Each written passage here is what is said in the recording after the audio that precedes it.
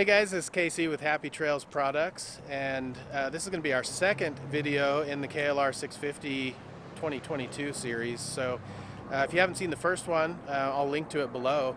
We took delivery of this 2022 KLR650 right behind me here just a few days ago, and we just wanted to take at least one video in this series as we're doing this build, and we wanted to share with you some of the changes on the new KLR that we noticed that maybe weren't listed in the release information. So we'll go ahead and get started, and I got Tim with me over here as well. But the first change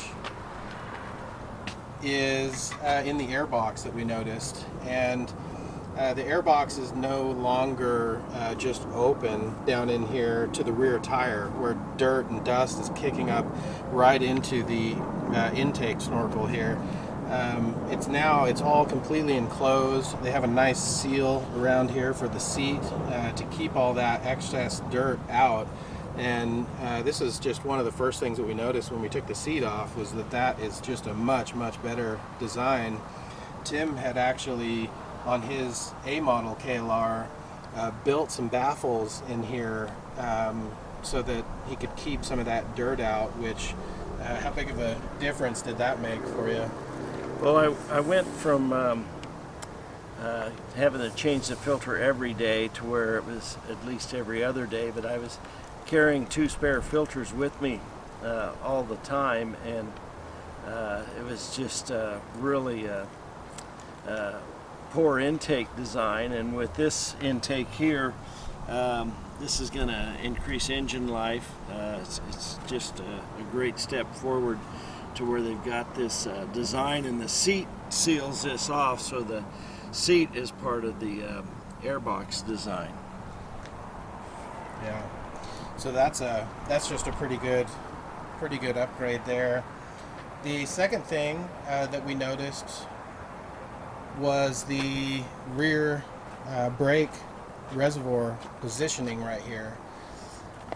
You can see how that's protected back there. Still not protected from anything coming up under right here, but it has a little bit of protection up there. And then of course this is the Adventure edition that comes with the panniers and the crash bars, and it has sort of a protection right here, which we plan to build that out a little bit.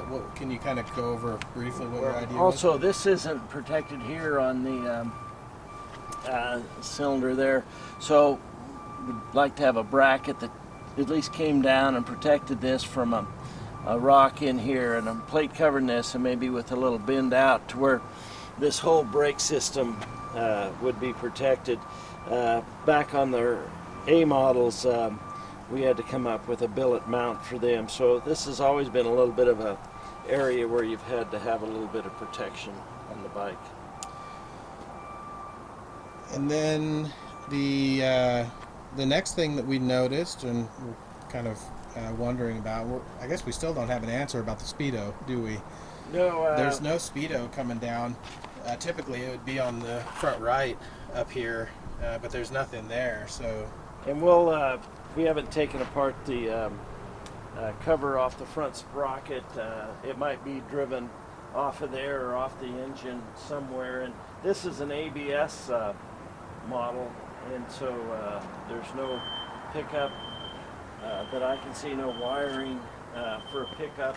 Non-ABS model, right? Yeah, non-ABS. Yeah. Sorry about that. So that's just curious where that's going to come along.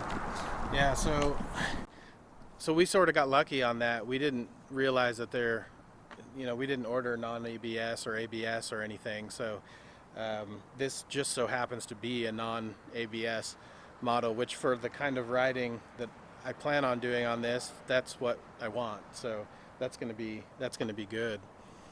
Some of as I mentioned, this is a Adventure edition, so it has these added LED lights and the bar up there.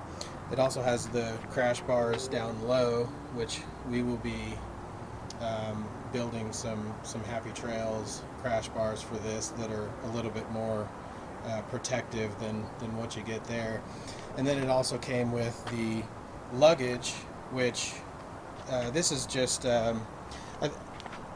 this luggage might suit you for on-road use, but any kind of hit to this, it's really just some pretty flimsy plastic, so any kind of a impact to those, and it's going to be catastrophic. So we'll go ahead and open them up and show you. Not a whole lot of space inside of these either.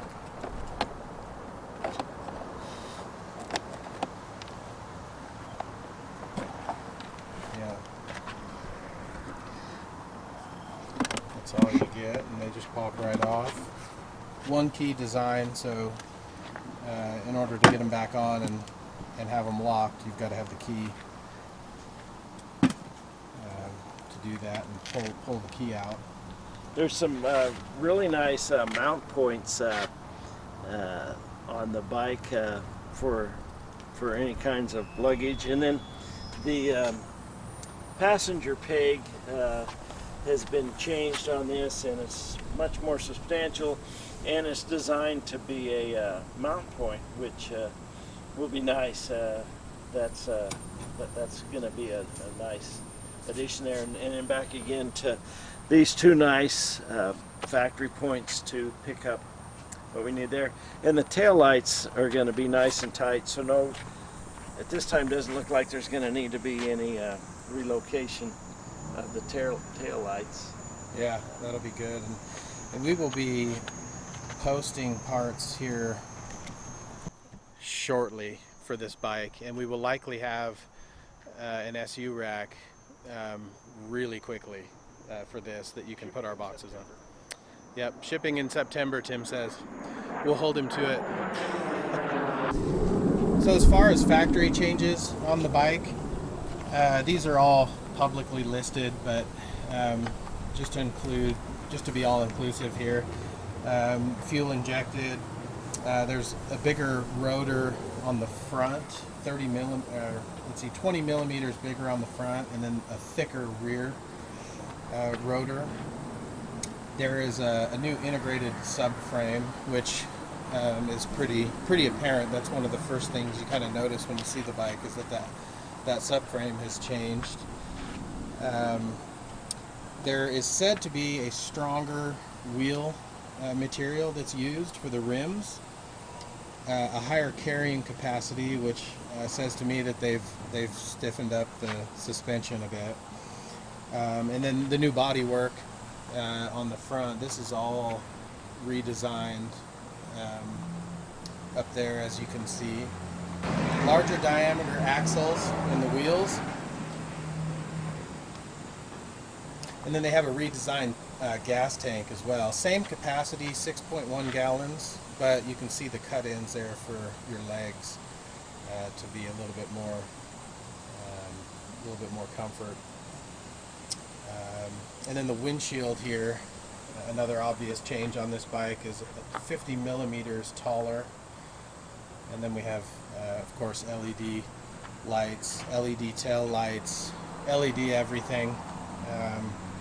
And then they also added these passenger handbars, grab bars right here, is what those are.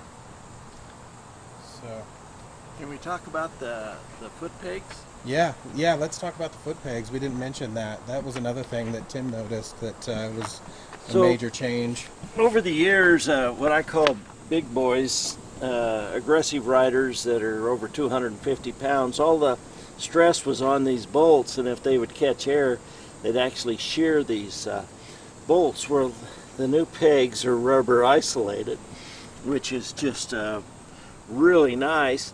But the peg has a 90-degree bend in it, in the base plate of it, and then a rubber isolator in it. So when the weight is applied, it's pushing up on the bottom of the frame, so it takes all the shear strength off the bolts, which that's great. Just raving about that.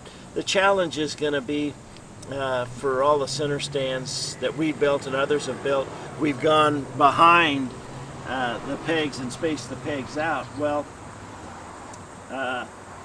it's going to require the center stand being on the outside here with some spacers, but that'll be a nice challenge down the road. Yeah. The other thing, Casey, you can get a good shot right from here and show those rubber isolated handlebars. Yeah. And you know, as I'm just raving about these and thinking that's really a good deal, just 1996 DR650 came out and it had the same thing. So this is the 2022 revised, same as 1996 DR650. But those are really nice features to have on the bike.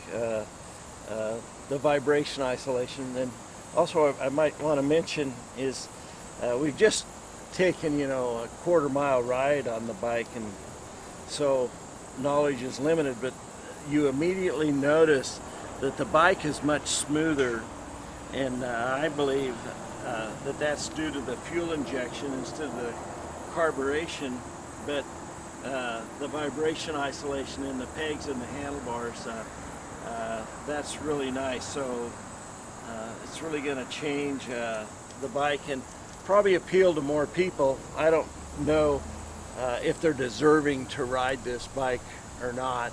And one other thing, people call these bike pigs, and having had my first KLR in 1991, that's just an insult to this motorcycle. And if you want to call it a pig, fine, but these bikes have gone a long ways with me, hundreds of thousands of miles. I say I've owned close to 50. It's somewhere between 30 and 50 KLRs. I'd always fix them up and somebody would want it and I'd sell them, but we know the weaknesses in this bike, but it's never been a bad bike. It's a great bike. It is what it is, and that's my 3 cents. Yeah, so I think the last thing that I might mention is not all of the models come with this, but they all come with the digital dash, which we have the key here. Yeah. We can turn that on. But they also come with, not all models come with the USB plug. So you've got a sort of a cap inside of a cap there, and you got a USB plug there. You've got a regular 12-volt plug there. And only the Adventure Edition and I think the Traveler Edition might come with those. So when you run your USB port out of here, there's a little notch right down here, Yeah. and right there, so that this will go right back on and keep this compartment dust-proof and waterproof. So there you go with the dash.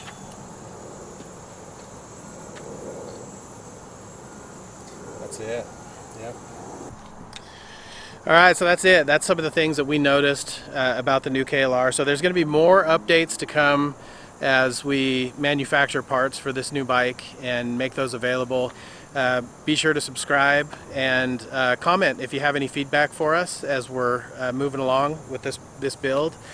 We would love to hear from you, but we're going to try to keep you in the loop as much as we can. And yeah, thanks for watching. God bless. We'll see you on the next one.